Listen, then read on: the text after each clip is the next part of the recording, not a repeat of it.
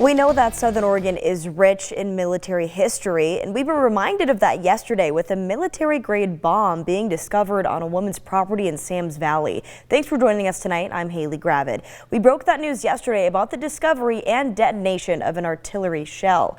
Newswatch 12's Rocky Walker shares more on the explosive and the military history here in Southern Oregon. Rocky. Haley, like you said, we have a really rich military history here in Southern Oregon. Behind me is actually the VA of White City. Let me get behind the camera and show you that building right there. Now it's part of the VA. Actually, it was originally a part of Camp White, but there's a lot of relics that are historical that are showing up in our current day and age, some of them being more explosive in nature.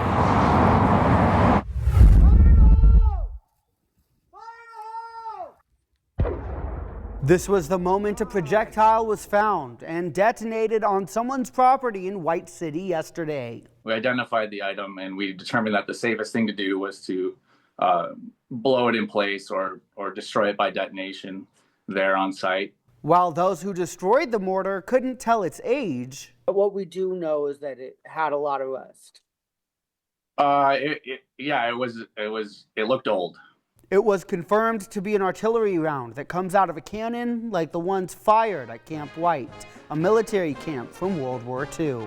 The property lied on what used to be this camp, spanning miles of Jackson County.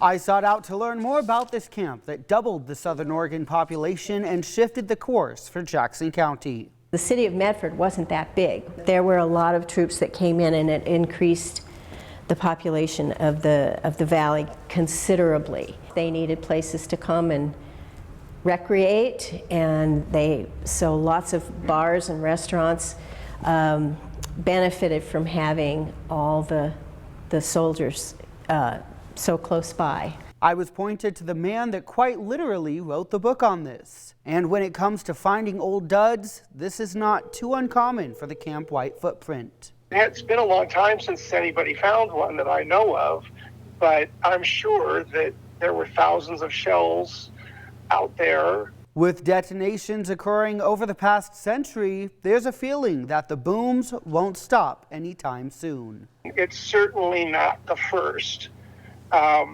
I don't know if it'll be the last or not. And as White City grows and people start excavating for foundations or planting gardens or whatever on land that was formerly Camp White,